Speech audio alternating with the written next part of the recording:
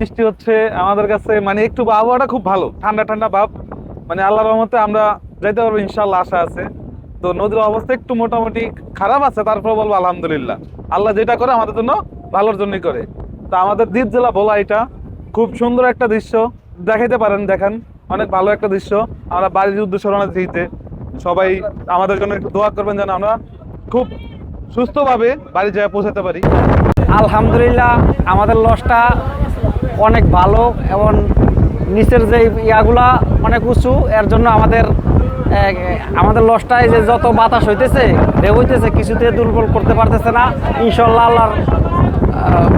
আল্লাহর উপর ভরসা, আমরা ঠিকঠাক মতন পৌঁছে যাইতে পারবো। সবার কাছে আমি দোয়া চাই।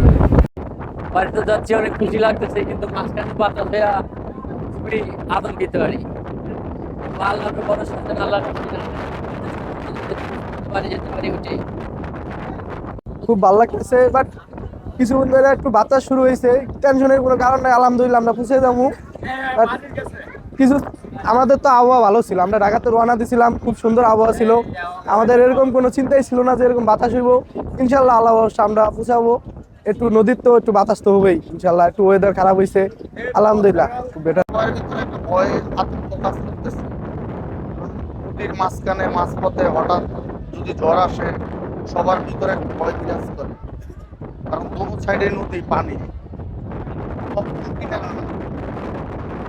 এখানে সবাই দাঁড়ায় গেছে, সবার ভিতরে ভয়।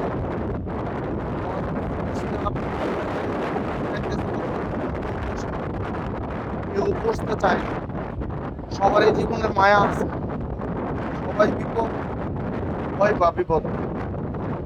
ঝড় তুফান হোক, আমাদের লঞ্চ অত্যাধুনিক প্রযুক্তি দিয়ে তৈরি করা এবং উপকূলীয় অঞ্চল চলাচলের মতো উপযোগী।